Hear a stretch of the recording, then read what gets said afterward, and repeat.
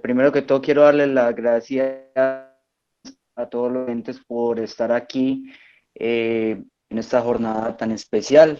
Volvemos a retomar las entrevistas, conversando la historia luego de la primera exitosa jornada de estudiantes de historia de la Universidad de Antioquia.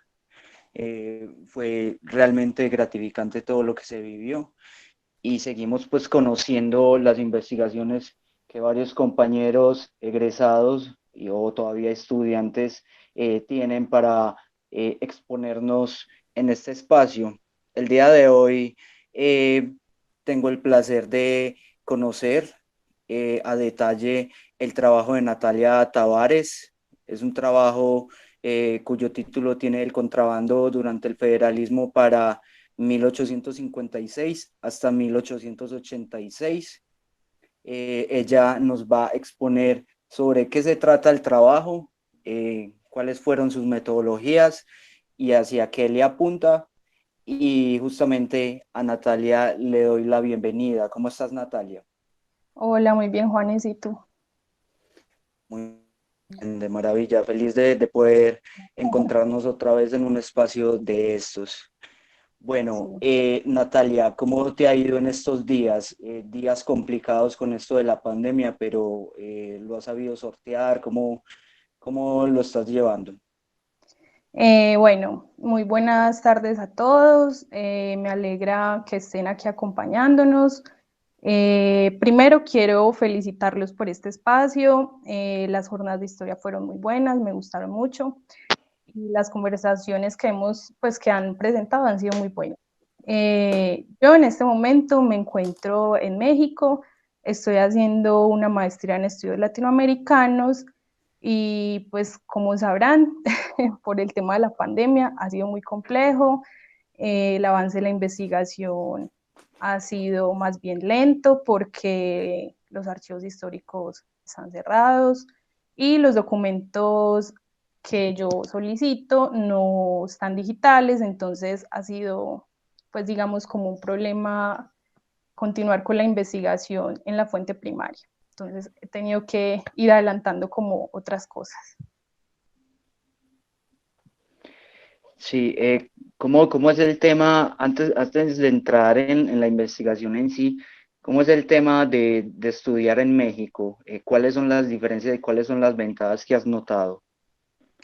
Bueno, yo pues estando aquí, tengo que decir que la Universidad de Antioquia no tiene que envidiarle nada a ninguna universidad, pienso yo, desde pues la experiencia donde estoy. Yo estoy estudiando en la Universidad Autónoma de San Luis Potosí. Eh, digamos que una gran ventaja que tiene estudiar en México en estudios de posgrado de alta calidad es que está pues este instituto del CONACYT que brinda becas, entonces es la posibilidad de estudiar, investigar tranquilamente sin estar pensando en cómo voy a sostener mi carrera y esas cosas. Eh, los profesores que he conocido han sido muy buenos, manejan metodologías diferentes, por ejemplo aquí se centran mucho en los estudios comparados, cosa que digamos en la Universidad de Antioquia no tenemos como muy a profundidad. Bien, les recordamos a todos los que nos están siguiendo en estos momentos a esta hora en la sala, en la entrevista con Natalia Tavares, que si tienen alguna duda que hacerle con respecto a la investigación, la pueden depositar en el chat y a final de la charla abriremos pues un espacio para que Natalia les responda una a una sus inquietudes. Bueno, Natalia, empecemos ahora sí con la investigación. El contrabando durante el federalismo para 1856 hasta 1886. Cuéntanos de qué se trata, por qué lo investigaste. Bueno, el tema del contrabando a mí siempre me ha gustado, pues digamos que no solo el contrabando, todas estas transgresiones a la ley me gustan. Entonces, pues el tema del contrabando surgió cuando encontré ciertos vacíos digamos que es un tema que tiene muchos vacíos.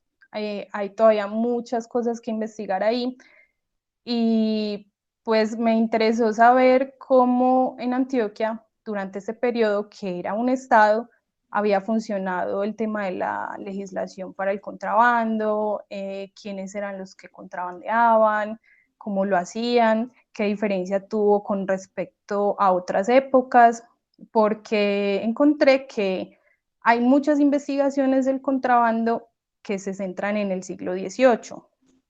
Entonces, inicialmente yo también quería trabajar este siglo, pero cuando encontré el siglo XIX así como tan sin investigar, yo dije, no, pues es la oportunidad de ir dándole luces a este problema para esta época. Y así fue como, digamos, se fue surgiendo el periodo y todo eso. Digamos que el federalismo da ciertas facilidades para el investigador en cuanto a que los archivos, los documentos se encuentran en los archivos locales y no hay pues mucha necesidad de desplazarse hasta el Archivo General de la Nación. Sin embargo, pues también lo consulté, pero principalmente pues las fuentes se encuentran en el Archivo Histórico de Antioquia, en el de Medellín. Y bueno, entonces eso también me llamó la atención y pues encontré muchísimas cosas muy importantes en este periodo en Antioquia para pues este tema del contrabando. Bien, sí, creería uno, según lo que dices, Natalia, que para el siglo XVII o el siglo XVIII, más precisamente por el tema de las reformas borbónicas, pues, se ha estudiado bastante, sobre todo el tema del contrabando y el tema de los impuestos y las leyes al comercio. Eh, pero ¿por qué Antioquia? ¿Qué tiene de especial Antioquia para el siglo XIX que te llamó la atención como para estudiarlo? Bueno, nosotros sabemos que Antioquia, digamos que para la época colonial, fue cobrando importancia en la medida en que se fueron descubriendo minas. Entonces, fue cuando Antioquia ya empezó a figurar, obviamente con otro territorio diferente al que conocemos actualmente. En mi trabajo de grado yo tengo algunos mapas sobre cómo era Antioquia en esta época y, y lo importante que me parece a mí es que Antioquia tuvo una élite comercial muy importante. Entonces, eso me llevó a entender que muchas personas, tal vez de esa élite comercial, habían practicado el contrabando, con la sorpresa de que casi todas esas personas que tenían como cierto estatus social alto no aparecen en los documentos como contrabandistas, seguramente porque pagaban sobornos o porque tenían influencias o no sé, tal vez falte indagar mucho más en los archivos y encontrar, pero fue esa, digamos, como mi inquietud. Tenemos una élite comercial muy importante que fue creciendo en el siglo XIX, en la medida pues de que Colombia logró la independencia y todo esto.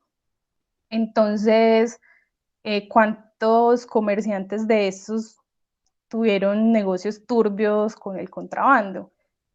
Pero pues en la realidad, en las fuentes, es bastante complejo encontrar personajes importantes involucrados en negocios como este. Sí, claro que sí. Para 1856 y 1886, que es la época que trabajas, dices, abro comillas, eso fue en la introducción, dices que esta fue una época en la que se modificó la política comercial al impulsar el libre comercio. Se incrementaron las fronteras internas del territorio colombiano, las constituciones y las leyes. ¿A qué te refieres con esto? ¿Cuáles fueron estas políticas para impulsar el libre comercio? Bueno, después de 1850, no solamente en Antioquia, sino en todo el territorio que hoy conocemos como Colombia, se implementó el libre cambio. Entonces ya habían políticas donde no había tanta restricción comercial, sino que se trató de impulsar varios productos nacionales, igual que también pues incentivar a los productos extranjeros a llegar al país. Cuando se dio el federalismo, hubo un fenómeno bien importante y que creo que es lo que lo diferencia de otros periodos en el que los actuales departamentos se llamaron estados. Entonces, cada estado tenía la potestad de crear sus propias leyes. Algunos se regían pues obviamente por leyes que venían desde Cundinamarca y en sí, pero digamos que el Estado tenía la autonomía de crear sus propias leyes. Entonces, ahí tenemos ya una diferencia. Tenemos a políticos antioqueños pensando sobre las leyes que deben regir en el territorio. Y otra cuestión muy importante es la de las fronteras que tú dices ahí, porque como ya eran estados independientes, las fronteras dentro del territorio se incrementaron. Y esto perjudicó al comercio en la medida en que si un producto iba a pasar por un estado, debía cruzar la frontera y pagar un impuesto, solo si ese producto iba a ser vendido dentro del estado. Pero, pues como era realmente complejo saber si el producto iba a ser vendido o no dentro del estado, solamente era un producto de paso, entonces en muchos fronteras empezaron a cobrar impuestos. Eso causó que el valor final de un producto fuera mucho mayor. Bien, uno creería al tomar pues la definición de contrabando, que son todos estos productos que están en un comercio que no está regulado por los impuestos y que no está regulado por las leyes del gobierno de turno, sino que tienen otro tipo de comercio alternativo. Entonces, también haces una claridad en el texto y dices que la definición de contrabando no es siempre clara, no siempre significa lo mismo. ¿A qué te refieres con que no siempre significa lo mismo? Bueno, tenemos que entender que el contrabando es un delito tipificado por el Estado. Es decir, que el Estado es quien define qué es contrabando y en qué momento eso no es contrabando. Entonces, ya eso cambia mucho la definición. Haciendo un rastreo en diccionarios antiguos y eso, yo encontré que contrabando no siempre significó comercio ilegal.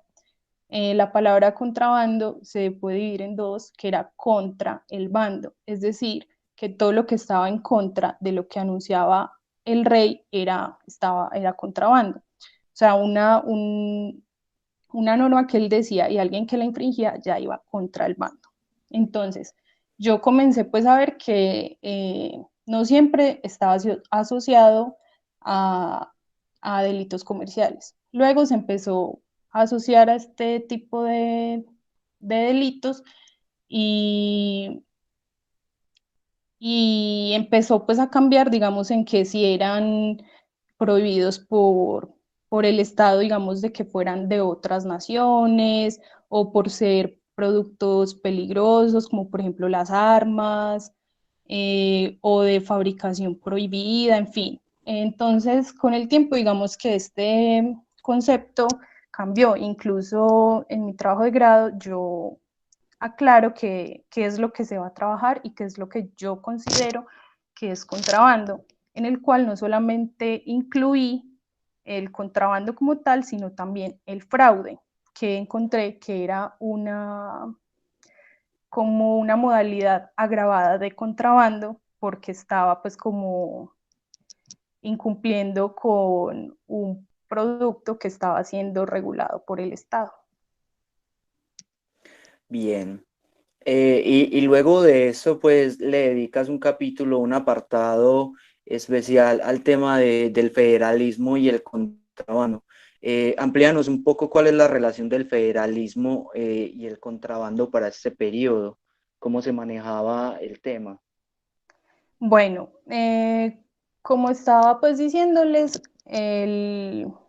durante este periodo el Estado colombiano se dividió en diferentes estados que cada uno podía tener sus políticas diferentes de contrabando, pero se dejaba al Estado central lo que eran las aduanas marinas y esto.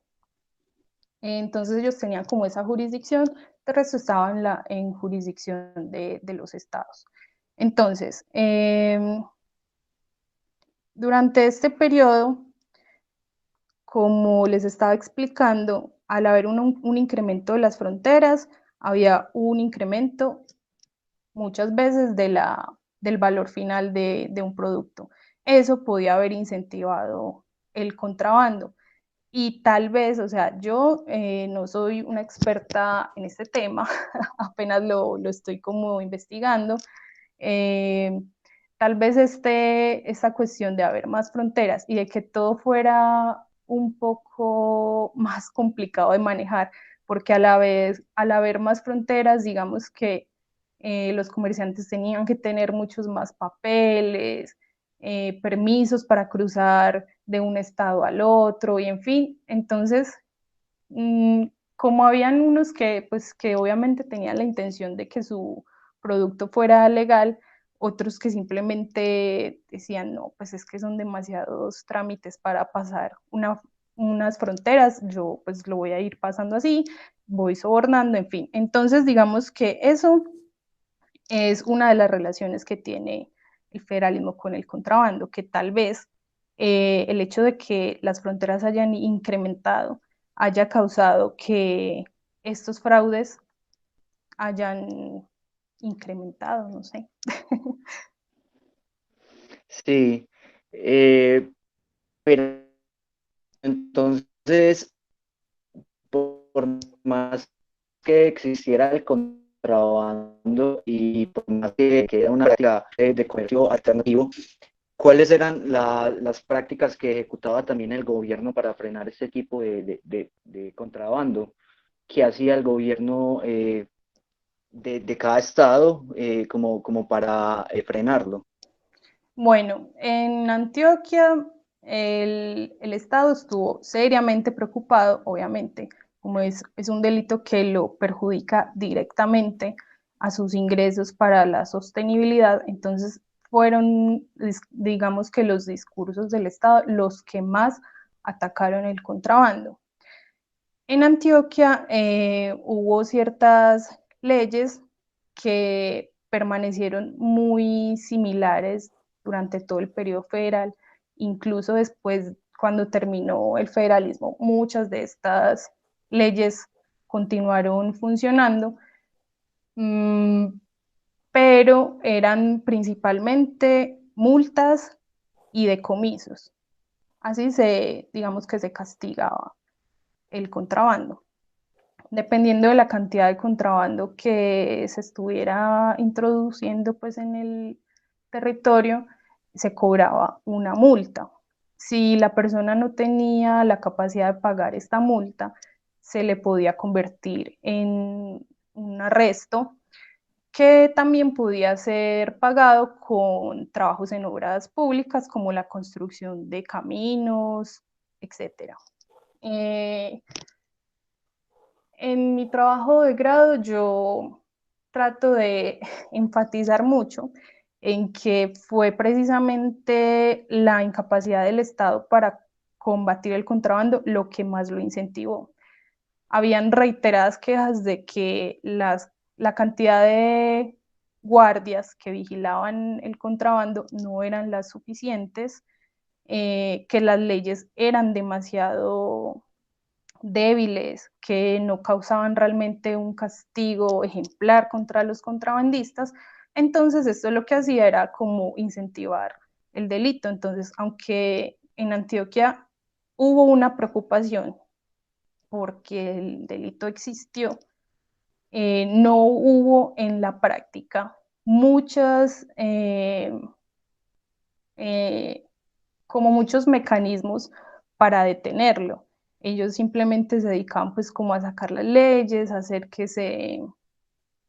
fueran conocidas por la mayor cantidad de personas, pero sabemos que pues para el siglo XIX las personas que sabían leer pues no eran muchas, entonces pues personas realmente interesadas por la ley tampoco. Entonces pues trataban de usar pues como la prensa y cosas así. Otro mecanismo que usó el Estado antioqueño para tratar de hacer llegar a las personas la gravedad de lo que era el contrabando fue la iglesia. La iglesia se suponía que tenía que ayudarlos diciendo que el contrabando era pecado, que era robo, pero pues digamos que la iglesia no siempre estuvo de acuerdo con ese discurso y también habían curas que simplemente decían, no, es que pueden seguir haciéndolo, eso no es ningún pecado. Entonces, aunque digamos que el Estado antioqueño intentó contener el contrabando, en la práctica fue muy, muy poco lo que logró hacer. Sin Eso, embargo, eso mi, sí. también es importante el hecho de que el contrabando aparezca en los archivos, porque eso también indica que aunque no usaron, digamos, la capacidad o las estrategias más adecuadas para contenerlo, sí aparece, o sea, sí registraron contrabando, entonces eso pues indica que ellos tenían el conocimiento, hacían pues algunos procesos, sin embargo, no fue suficiente. Sí, claro, eso mismo te iba a decir porque el tema de la iglesia pues es importante. Uno creería que el discurso de la iglesia va junto o va unificado al discurso político, pero justamente la iglesia pareciera que iba también por su propio lado. La iglesia tiene obviamente sus intereses particulares y te iba a preguntar justamente eso, si la iglesia se había lucrado de este tipo de contrabando o estuvo, a pesar de que no lo satanizaba ni lo juzgaba, o estuvo al margen de lucrarse en algún momento. Bueno, yo no encontré como tal casos que involucraran religiosos, pero sí he leído que en el siglo XVIII muchas iglesias sirvieron para encubrir contrabandistas porque les guardaban sus mercancías ahí y pues obviamente llevaban un dinerito. Y también en mi investigación actual, que también tiene que ver con el contrabando, pero esta vez me estoy dedicando más a las bebidas alcohólicas, he encontrado que en países como Guatemala y Perú, los sacerdotes sí se lucraron de la elaboración clandestina de bebidas alcohólicas, sobre todo con los pueblos de indios. Eso es lo que yo he encontrado. Bien, Natalia, te pregunto ya por las condiciones geográficas en Antioquia, porque uno creería que ciertos pueblos de Antioquia, al tener pues una condición geográfica tan dispareja, una condición geográfica montañosa, tendrían que tener dificultades a la hora de transportar las mercancías para los contrabandistas. ¿Cuáles eran las rutas, por ejemplo, más utilizadas para ejercer el contrabando, por lo menos en Antioquia? Bueno, muchas veces las rutas ilegales concuerdan con las rutas legales. Tienen ciertos desvíos, pasadizos o cosas así, pero casi siempre son las mismas. Eh, digamos que en Antioquia el eje central fue Medellín para esta época. Entonces todos los caminos finalmente como que terminaban o comenzaban en Medellín. Entonces está el camino de Juntas que iba hacia el río Magdalena.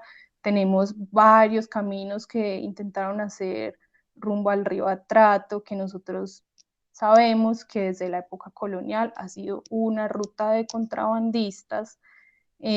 También estaba la ruta por el río Nechí, que ya pues salía como a estos estados del norte, y hacia el sur por Manizales, que también se convirtió en una plaza comercial muy importante para finales del siglo XIX.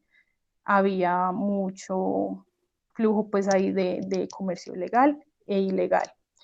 La cuestión geográfica para Antioquia, a mi parecer, sí juega un factor muy importante, porque al ser un lugar tan accidentado, tan montañoso, eso impedía que la acción del Estado pudiera llegar a muchas partes, que los contrabandistas pudieran encontrar muchos lugares en donde esconderse ellos, donde esconder sus mercancías, donde hacer como bodegas ocultas, en fin. Entonces eso para mí sí, sí, pues como que ayudó a los contrabandistas y estuvo en contra del Estado. Y también la cuestión de los caminos es importante para lo del, pues el precio final del producto también es afectado por los caminos, porque eran demasiado accidentados, muchos tenían que ser recorridos solamente por arrieros o por cargueros. Entonces, todas estas condiciones favorecieron el contrabando y perjudicaron al Estado. Claro que sí. Hay un compañero, Rafael Salazar, que está preguntando algo, pero entonces les recordamos que vamos a guardar las preguntas y se las vamos a hacer a Natalia al final de la charla. Invito también a otras personas que estén interesadas o que tengan alguna duda con respecto a la investigación, que le quieran preguntar algo a Natalia, depositar las preguntas en el chat para darle un poquito de orden y ya al final iremos pues con la ronda de preguntas. Natalia ya nos habló sobre las medidas que tomaron en contra de los contrabandistas, por qué se interesó por Antioquia en este aspecto, cuáles eran las rutas pues, que se utilizaban para los contrabandistas llevar a cabo su trabajo, sus mercancías y poder comercializarlas, pero ¿qué era lo que comercializaban? Eso era, esa es la pregunta que nos faltan. ¿Cuáles eran los productos que contrabandeaban por estas rutas, Natalia? Bueno, yo pues quiero como contarles que cuando yo comencé esta investigación me di cuenta que para Antioquia no se había consultado gran cosa sobre el contrabando, entonces había que hacerlo todo, desde la ley hasta las rutas, las personas, los objetos, todo. No había pues, no quise concentrarme en un solo ítem porque faltaban todos por hacerse. Eh, Cuando yo comencé a investigar, pensé que me iba a encontrar con los típicos productos, telas, loza, no sé, cosas así, alimentos, pero me encontré con que la mayoría del contrabando que se había realizado en Antioquia en esta época fue de bebidas alcohólicas, principalmente de aguardiente, sin decir que no se contrabandeaba al otro, sí, obviamente también se contrabandeaban otros productos de lujo principalmente, eh, como libros y estas cosas, pero el aguardiente fue lo que más se contrabandeó durante esta época en Antioquia. Supongo que tenía mucho que ver el hecho de que en Antioquia existió el monopolio de licores, que es una herencia de la colonia. Entonces, al haber un bien monopolizado, controlado por el Estado, en este caso, no era controlado directamente por el Estado, sino que se arrendaba a un particular, que era el que, digamos, estaba encargado de todas las cuestiones de fraude y de contrabando de la renta, hizo que fuera muy atractivo y que fuera también muy lucrativo contrabandear con licores. También tiene mucho que ver la tradición que existe en Antioquia del consumo de bebidas alcohólicas y de su fácil elaboración. Muchas personas podían tener un alambique en su casa, destilar tranquilamente y venderlo sin que se dieran cuenta las autoridades, digamos, en partes de caminos o en zonas rurales donde estaba todo pues como muy poco controlado. Este digamos que fue el producto que más se contrabandeó. También se contrabandearon licores extranjeros, vinos, encontré contrabando de loza. El tabaco ya había dejado de ser tan contrabandeado porque lo liberaron en 1850 para su libre comercio, entonces solamente pagaban los productores. Eh, Había contrabando de anís, el fraude a la renta de huello, que era contrabando de carne, porque no pagaban los impuestos para venderla pues libremente. ¿Qué más encontré? Eh, Hay una cuestión que es contrabando de mercancías. No se sabe qué tipo de mercancías, no pude encontrar ninguna fuente que me dijera estas eran las mercancías que se encontraron en este contrabando. No. Uno pues tiene como que pensar, bueno, si en esta época los textiles de Inglaterra eran tan codiciados, seguramente que ahí habían textiles, o seguramente que ahí había loza, o ciertos productos pues que eran muy demandados por las élites y que tenían un alto valor comercial, eran muy propicios a ser contrabandeados. Muy bien, en algún momento de tu trabajo mencionas lo que nos estás diciendo en este momento, que siendo los licores uno de los productos más contrabandeados, justamente esto se debió a la incapacidad de los estancos por sostener o por hacerle frente a la demanda que había justamente de estos licores. Entonces, ahí también viene la otra pregunta y es qué tanta aceptación tenía el tema del contrabando para el antioqueño de la época, porque también le dedicas un pequeño apartado en el trabajo, si era rechazado o era aceptada este tipo de labor de contrabandear productos. Bueno, teniendo en cuenta que, como lo mencioné, que el Estado es el principal afectado con el contrabando, muchas personas nunca pudieron percibir en qué los afectaba a ellos. O sea, ellos simplemente están vendiendo un aguardiente en su casa, no le están haciendo daño a nadie, pues eso porque es malo, si a ellos les da una ganancia económica.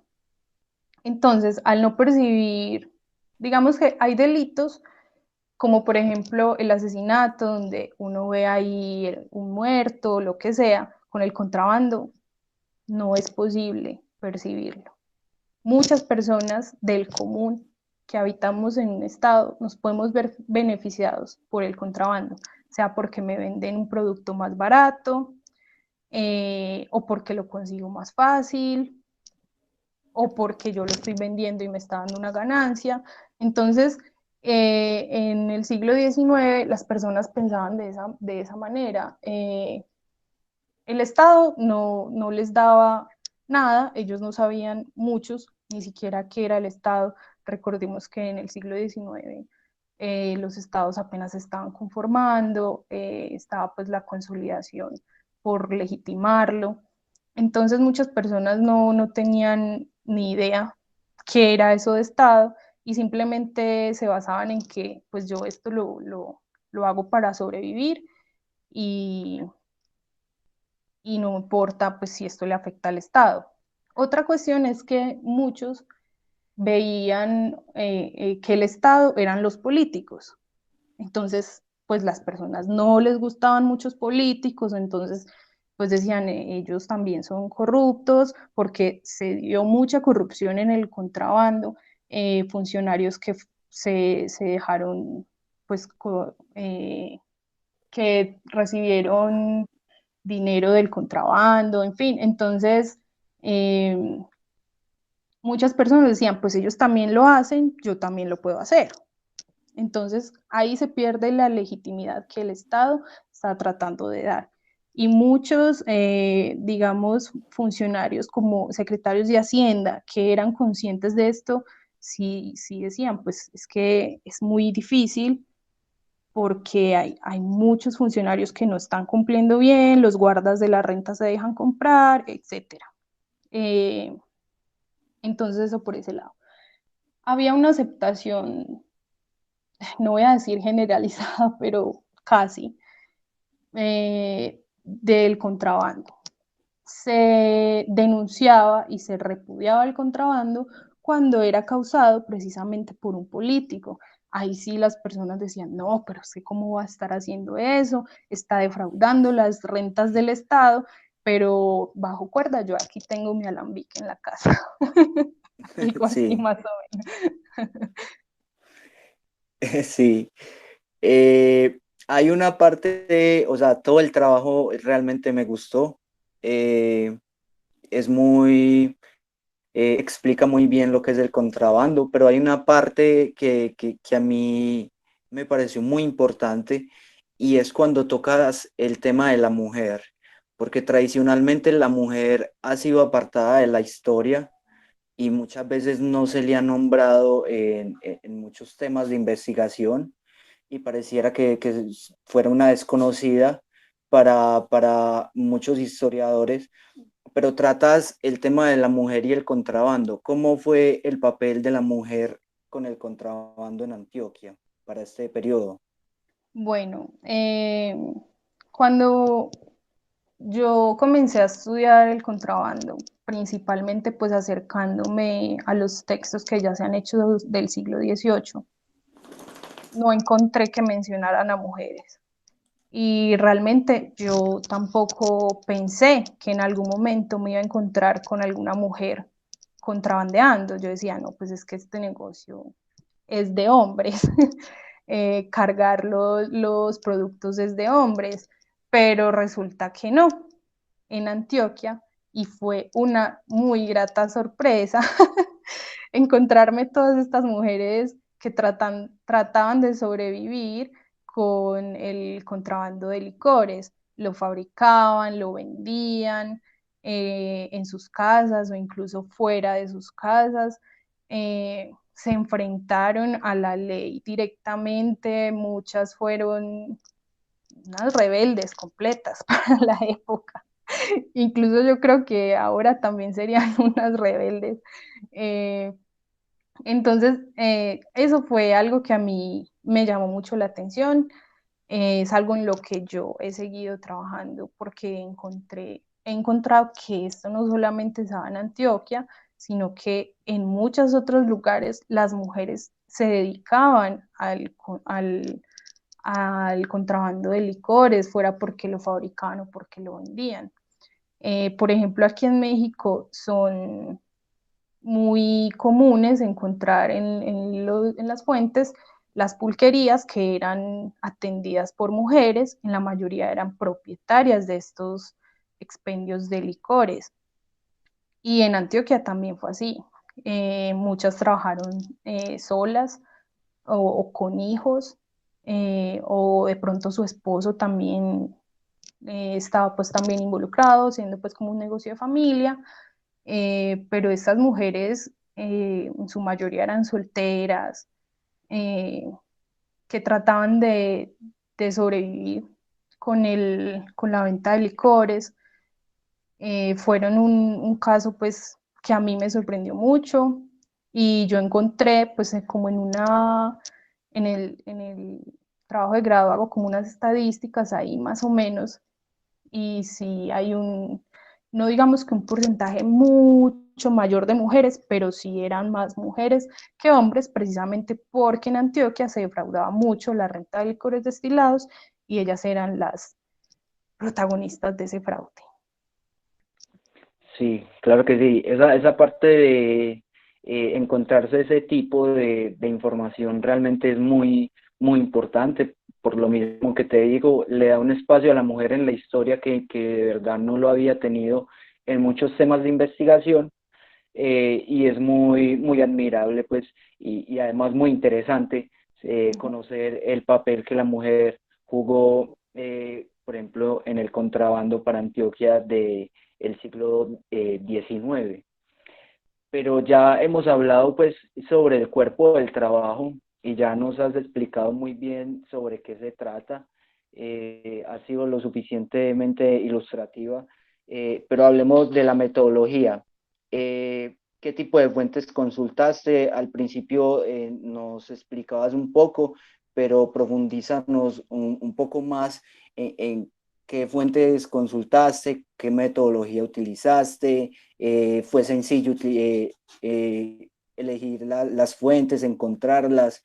¿Cómo fue todo ese proceso, Natalia? Bueno, no, estudiar el contrabando no es fácil. De una vez les digo, por si hay alguno aquí interesado en investigarlo.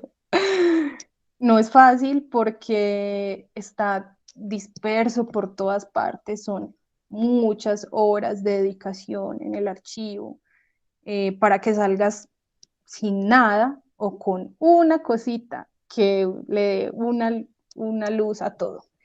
Yo me centré principalmente en el Archivo Judicial de Medellín, donde encontré muchos sumarios por contrabando.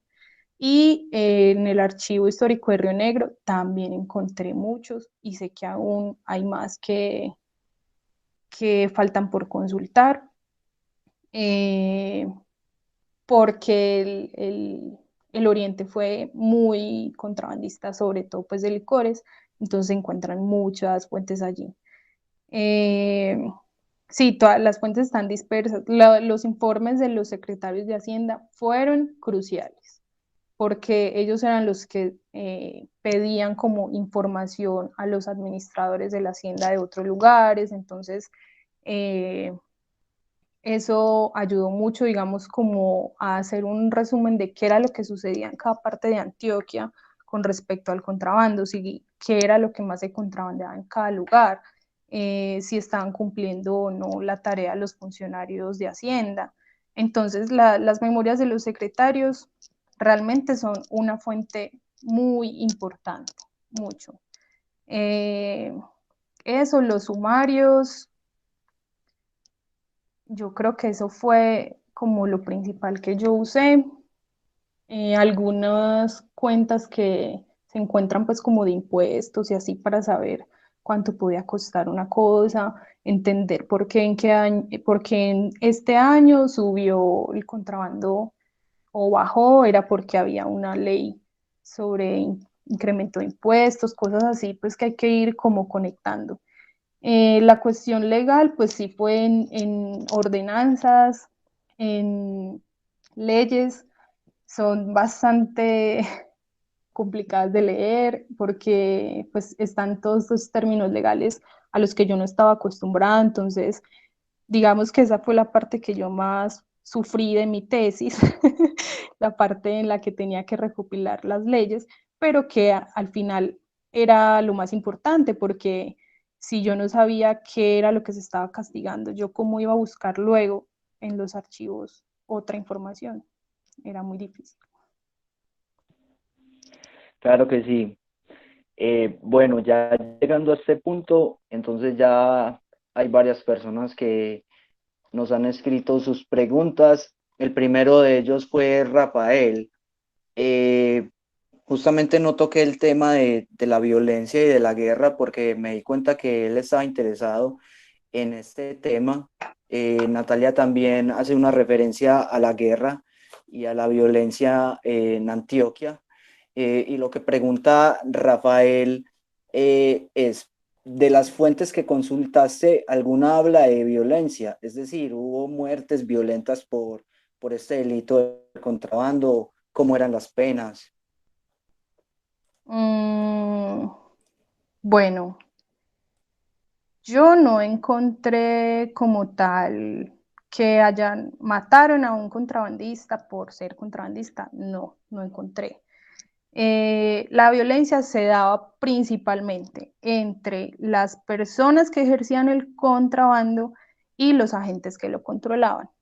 Esa era la violencia y sí habían, o sea, golpes, eh, que les tiraban cosas, platos, o sea, los trataban de quemarlos con cosas, o sea, realmente los guardas del contrabando sufrieron muchos atropellos, pero también ellos fueron protagonistas de otros cuantos atropellos, porque no vamos a decir pues que de un lado sí, del otro no, de los dos existían atropellos a las personas, principalmente cuando ellos iban a hacer allanamientos en casas.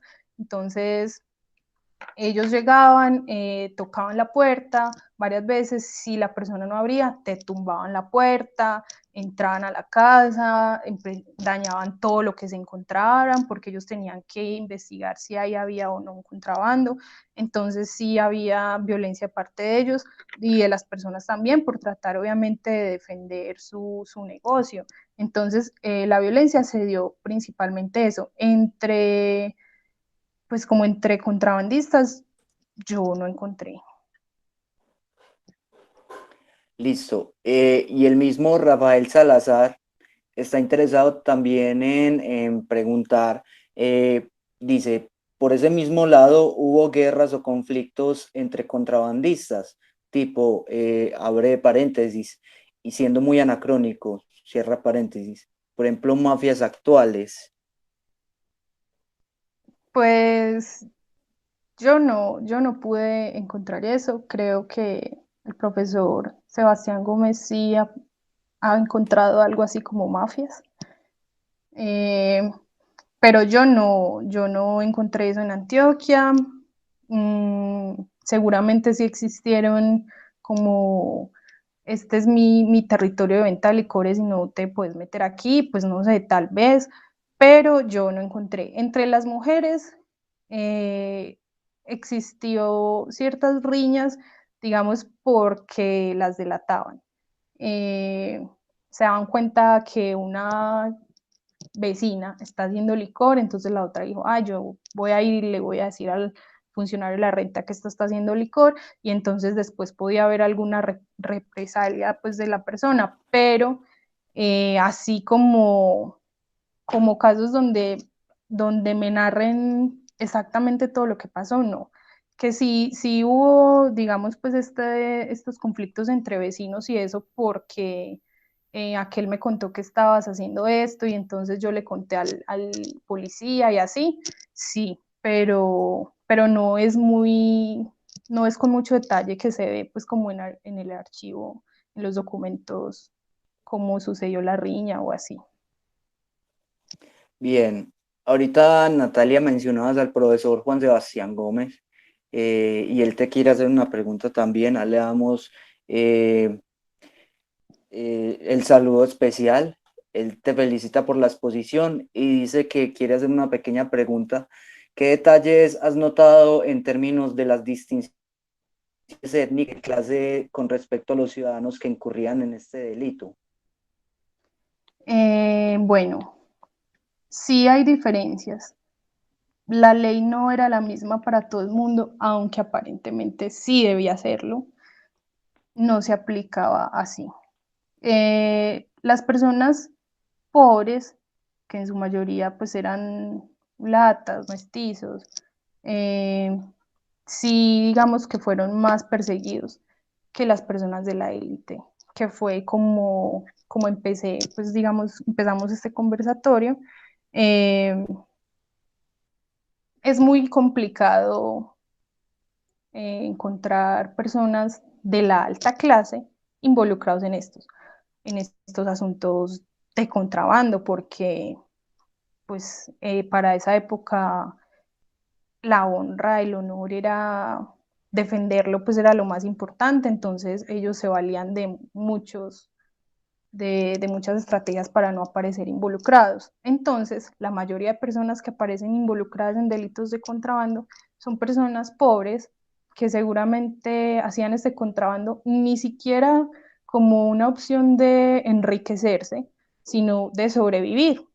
No se volvieron ricos por ser contrabandistas, sino que hacían un contrabando al por menor, por llamarlo de alguna manera, y, y vivían de eso. Entonces, a esos sí les caía la ley. A esos que no tenían con qué pagar una multa, a esos sí les cae la ley, porque entonces a ellos los vamos a mandar para la cárcel, entonces ellos van a terminar trabajando en obras públicas para el Estado.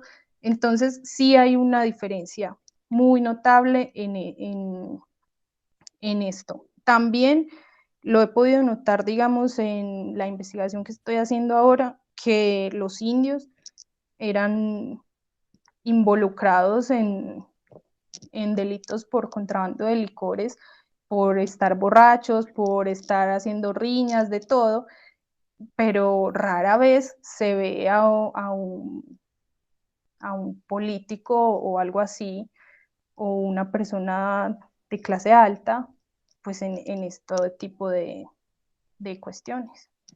No sé si respondo la pregunta, Sebastián. Muchas gracias por preguntar. No, y continúa. Él Ah, ok. pregunta sobre si los blancos, indios, negros y mulatos se dedicaban a lo mismo. Bueno,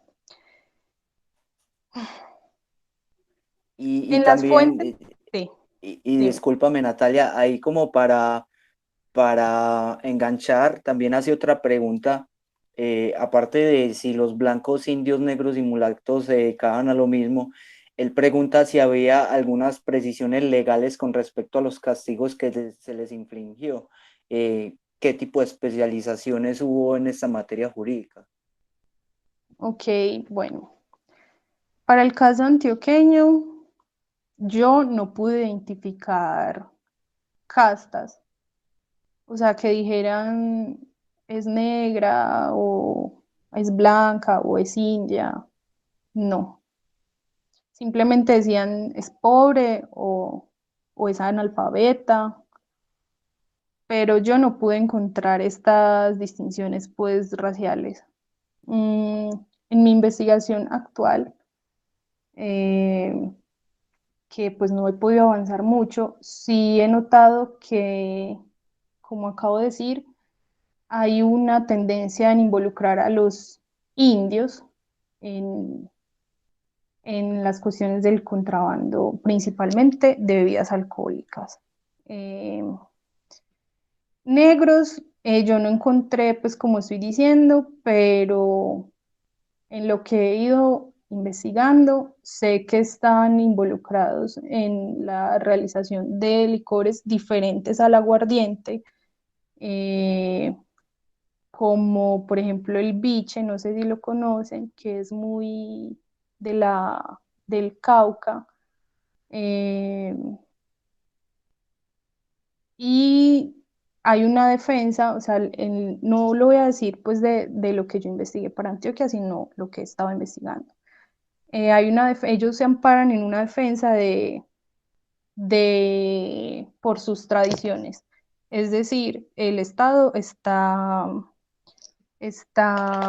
como vulnerando su derecho a hacer este licor, este alcohol, porque simplemente la tradición de nosotros es hacerlo. Con los indios pasa mucho, que ellos consumían muchas bebidas alcohólicas, principalmente chicha o pulque, en ciertas ceremonias, y el Estado iba y decía, es que no pueden hacer esto, es que esto es contrabando porque ustedes no están pagando por ese licor que están consumiendo, pero entonces ellos decían, es que eso hace parte de nuestra tradición. Entonces ahí empiezan a jugar pues como varias cosas en el contrabando de las bebidas alcohólicas. En cuanto a la ley, yo no encontré distinciones. Incluso ni siquiera encontré una distinción entre hombres y mujeres. O sea, tanto a hombres como a mujeres se les aplicaba exactamente la misma ley. Y aquí en México, que he investigado un poco, también he encontrado que se les aplicaba la misma ley, se enviaban pues como a sitios de reclusión diferentes, pero en cuanto a los indios, sí he encontrado que sobre todo en el siglo XVIII los azotaban si estaban contrabandeando o consumiendo bebidas alcohólicas sin permiso. Bien. Nuestra compañera del comité de la organización de las jornadas de estudiantes de historia de la Universidad de Antioquia, Maritza Arcila, te dice que esa profundidad que acabas de indicar le sorprendió mucho de tu investigación.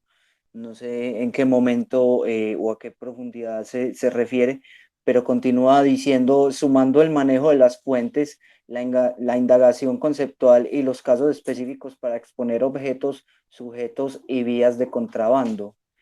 Me surgen dos preguntas, dice ella. ¿Cómo fue el proceso de recopilación de la información?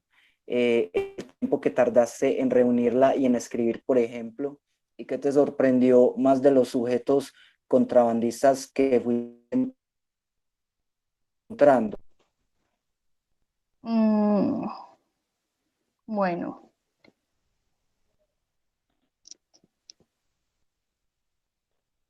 ¿sí me están escuchando? Sí, Sí, ok. sí, se te escucha muy bien. Perdón, pensé que se me había acabado el internet. Bueno, la recopilación de la información. Ay, esto es algo tan complicado porque yo siento que cada historiador va manejando o va recopilando la información, no sé cómo su cabeza funciona.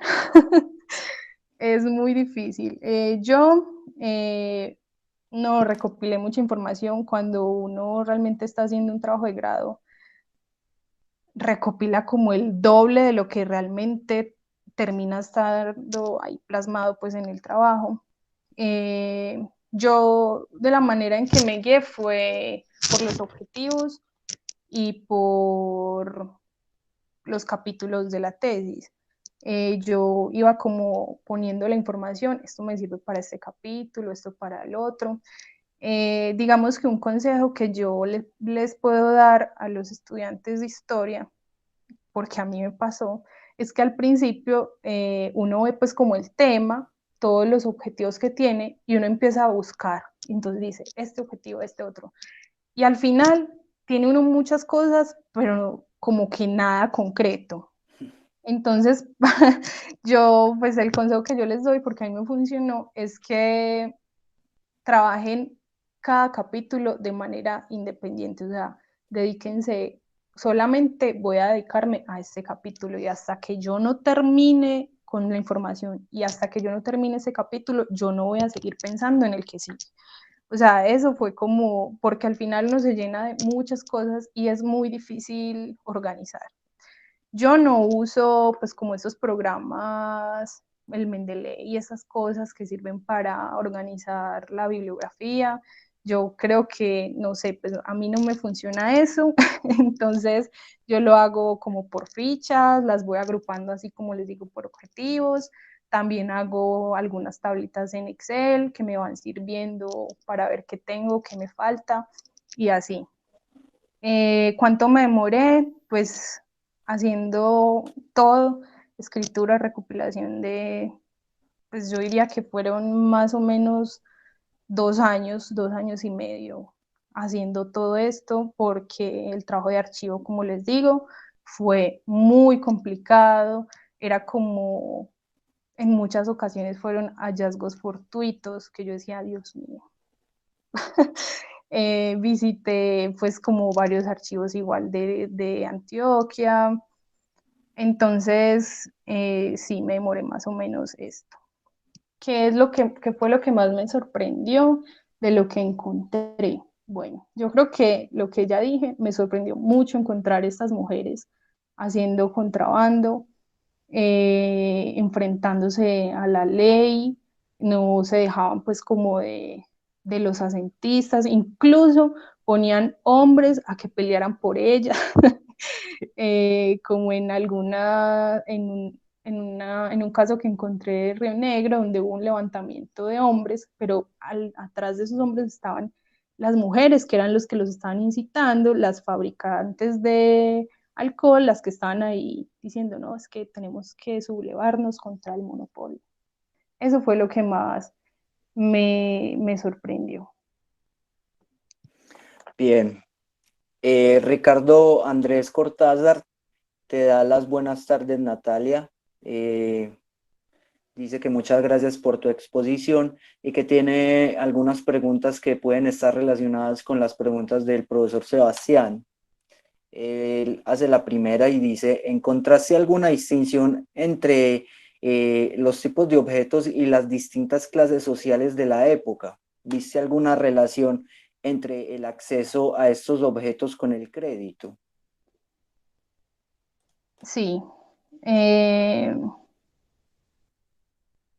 sí encontré diferencias, principalmente pues en esta cuestión de los objetos. Por una parte están los objetos que eran contrabandeados por personas pobres, que eran principalmente aguardiente, que no vamos a decir que eran una infinidad pues de litros, un montón, no, eran pocos litros, carne, que muchas veces no se pagaba y era simplemente para el consumo de una familia o así. Esos eran los objetos que contrabandeaban estas personas. Las personas de clases más altas estaban ya involucrados en contrabandos de mayor magnitud y otras cosas. Por ejemplo, en mi investigación yo encontré contrabando de brandy extranjero y no era de personas pobres, eran personas que incluso tenían conocimiento de las leyes, y se notaba porque en los sumarios las personas, digamos, involucradas por contrabando de aguardiente, en muchos casos ni siquiera sabían firmar. Entonces ponían una X o otra persona firmaba por ellos. Entonces era la centista el que escribía todo lo que sucedía. Mientras que, digamos, estas personas que digo que contrabandearon o que fueron pues implicados en este contrabando de brandy, escribieron ellos mismos su propia defensa, ellos conocían las leyes, lo que los amparaba, entonces ahí ya se ve una diferencia. Obviamente la cuestión de la riqueza tiene mucho que ver con lo que tú puedas contrabandear o lo que se podía contrabandear pues en esa época. Una persona pobre no podía contrabandear con telas extranjeras o con loza, no, esa persona estaba contrabandeando con pequeños objetos para sobrevivir, no eran contrabandos a gran escala. Yo pues pongo en mi trabajo de grado aparecen principalmente dos, que es del brandy que les acabo de mencionar, y hay otro sobre un supuesto contrabando de libros hecho por el secretario de gobierno de Abraham García, creo, o Abraham Moreno, ya no me acuerdo. Bueno, el caso es que él estuvo involucrado en un contrabando de libros, en el que incluso el presidente estuvo involucrado también, porque estaba como una defensa, entonces uno encubriendo al otro. Obviamente una persona pobre no va a estar contrabandeando con libros. Entonces sí hay una diferencia muy, muy grande entre lo que podía contrabandear una persona de clase baja a una de clase alta. Bien, y Ricardo continúa con con la siguiente pregunta. Él dice que pensando una posible relación de las casas comerciales con el contrabando, ¿encontraste alguna especialización de estas con respecto a unos objetos? No, No, a mí no me fue posible encontrar contrabandos de casas comerciales. Sí sé que hay hubo casas comerciales involucradas en el contrabando, incluso redes de contrabando que perduraban desde la colonia con, digamos, con Jamaica o Estados Unidos, pues ya luego, en el siglo XIX, comenzó a ser Estados Unidos un punto de contrabando importante. Eh, pero a mí no me fue posible encontrar casas comerciales, ni objetos, ni nada de eso.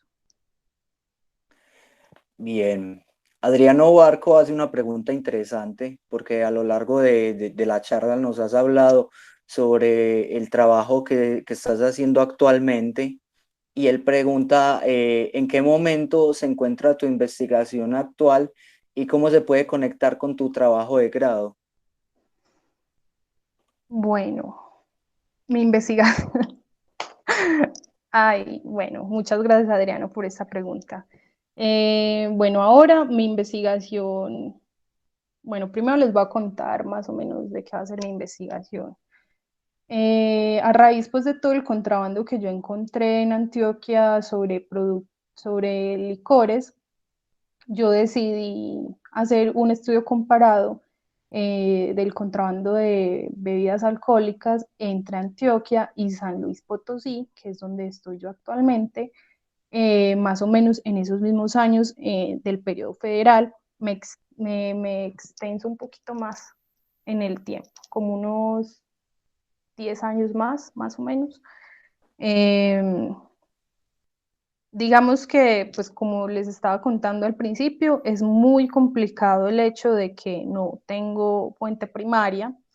Sé que sí hay porque pues pude ir al archivo solamente como en 2 veces y sé que sí hay algunas cosas, pero no las he podido revisar.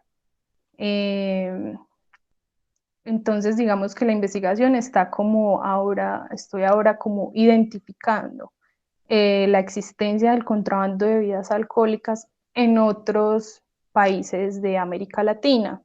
He encontrado de Guatemala, Honduras, eh, Perú, Chile, Argentina. He encontrado de varios en los que sí se contrabandeaba pues las bebidas alcohólicas. Entonces, pues digamos que la investigación está como en una etapa inicial. Se relaciona mucho con el trabajo de grado que hice, porque en cierta medida ya conozco cómo funcionaba el aparato legal y muchos casos por contrabando de bebidas alcohólicas en Antioquia. Entonces, digamos que el caso antioqueño lo puedo defender muy bien en este trabajo. Me falta pues como investigar un poco y más los años en los que me voy a extender y ya. Pero sí tiene mucho que ver lo que yo ya adelanté en este trabajo de grado y lo que voy a investigar en mi maestría, porque he encontrado pues que la tradición del consumo de bebidas alcohólicas y demás en México y aquí en San Luis Potosí también fue muy grande, entonces sí, sí me sirve mucho. Bien, Rafael Salazar pregunta otra vez, ya un constante eh, en este tema de las preguntas. Él pregunta sobre el tema de la mujer, nos transportamos nuevamente hacia el tema de la mujer, y él dice que si se podría entender el tema de la mujer cuando ejercían el trabajo del contrabando, porque eran madres solteras o porque tenían que velar por sus familias y no tenían más formas de ingresos, pregunta Rafael. Eh, sí, Rafa, sí tiene mucho que ver. Eh, para el siglo XIX habían comportamientos que las mujeres tenían que seguir. Las mujeres tenían que estar confinadas al doméstico, a lo privado, a estar en sus casas, a ser bien portadas. Entonces, el hecho de que el contrabando de licores se hiciera en la casa principalmente, pues que la fabricación se hiciera en la casa, la venta también muchas veces se hacía en la casa, eh, ayudaba mucho a que las mujeres no estuvieran expuestas a muchas cosas que se podían encontrar en la calle. Pues que las vieran mal, en fin, igual el hecho de que estuvieran en la casa no las protegió de los chismes, de que las personas supieran que eran contrabandistas, pero sí digamos que les facilitó un poco las cosas. También muchas eran solteras. No sé qué tantas eran madres, pero sí muchas eran solteras, que no tenían quien velara por ellas, entonces encontraron en el contrabando de licores una salida fácil. La elaboración de las bebidas alcohólicas, del aguardiente, estaba asociado a la cocina, entonces muchas de ellas ponían sus aparatos de destilar en la cocina, y por eso era tan común que fueran mujeres y no hombres los que fabricaran las bebidas. Entonces sí responde mucho al hecho de que fueran solteras, viudas también, muchas viudas que ya habían perdido pues el apoyo de su esposo, que tampoco tenían un padre que velara por ellas, entonces se dedicaron a estos menesteres. Bien. Jairo Trujillo pregunta si es posible tener el texto de la investigación, Nati. Bueno, con respecto al texto de la investigación, yo no sé si aquí sepan que esta tesis fue galardonada con el premio IDEA el año pasado. Entonces, esta tesis se va a publicar. Todo este tema de la pandemia ha retrasado mucho las cosas. A estas alturas, este trabajo ya tendría que estar publicado, pero por todo lo que está sucediendo, no es posible. Entonces, este texto yo no puedo divulgarlo. Las personas que lo quieran leer, les va a tocar esperar un poquito a que el IDEA pues me dé como los ejemplares. Estos ejemplares van a ser distribuidos de manera gratuita. El que esté interesado me puede escribir, o en la Universidad de Antioquia también ellos pues se encargan como de anunciar cuando nos den pues los ejemplares para distribuirlos gratis a todos los estudiantes y todas las personas que quieran tenerlo. Sí, claro que sí. Me imagino que cuando se solucione todo esto, como dices, en el departamento de historia de la universidad estaremos pues atentos a todo esto. Y bueno, ya para finalizar esta charla tan interesante y tan ilustrativa que nos hizo Natalia hoy, Alejandro Morales hace la pregunta, la última pregunta, y dice, durante los siglos XVIII fueron épocas de muchas gestas militares y había conflictos permanentes de políticos y gobernantes militares. ¿Cómo fue el contrabando de armas? ¿De dónde venían? ¿Cómo fue esto? ¿Cómo es los tratados? Dice siglo XVIII y me parece que es el siglo XIX también. Bueno, sí, yo del siglo XVIII no soy la persona indicada para decirles. En el siglo XIX sí hubo muchas guerras civiles, principalmente en esta época del federalismo, pero yo aclaro que en Antioquia gran parte de estas guerras no lo perjudicaron directamente, porque hubo un periodo en el que los conservadores, con los dos gobiernos de Pedro Justo Berrío, de Recaredo, en fin, fue una época muy tranquila, digamos, para Antioquia. Yo no pude encontrar contrabando de armas, sé que sí se dio, eh, pero yo no lo pude encontrar. Eh, Sé que hubo, pues como cuando fue la constitución de 1863 de Mosquera, cuando ya era liberal, sí hubo un contrabando de armas, por decirlo así, entre los que querían defender el, el estado conservador de Antioquia. Pero no era así como compras que se hacían a casas extranjeras de armas, sino más bien como encubrían las armas para que no fueran descubiertas, que estaban entre los sediciosos, pues por llamarlo de alguna manera.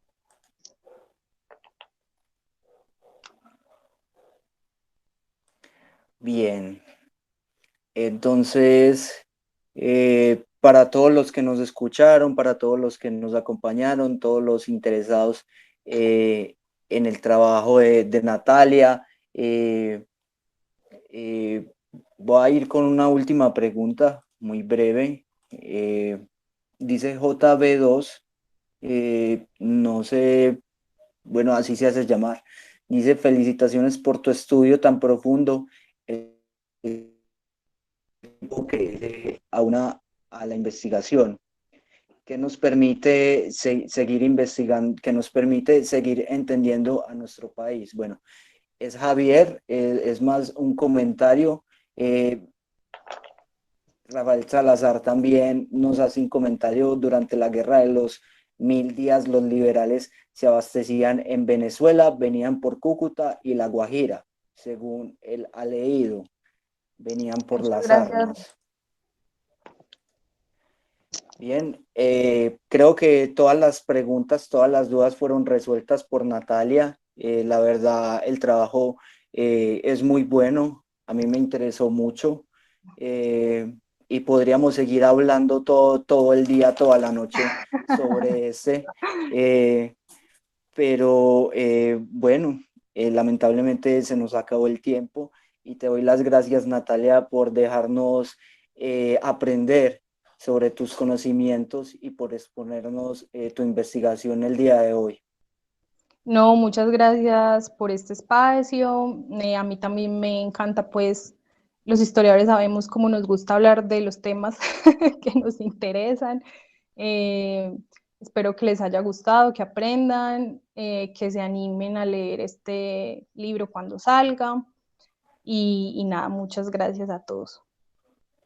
Listo, éxitos, Natalia, en tus futuras investigaciones. Y bueno, quiero darles las gracias nuevamente a todos los que nos acompañaron y por supuesto a todo el comité de organización de estas jornadas de estudiantes de historia, que es un espacio tan importante para conocer las investigaciones de los historiadores y de los estudiantes que tienen algo que decir, tienen algo que demostrar, y este es el espacio para que ustedes lo hagan. Muchas gracias por haber estado acá y si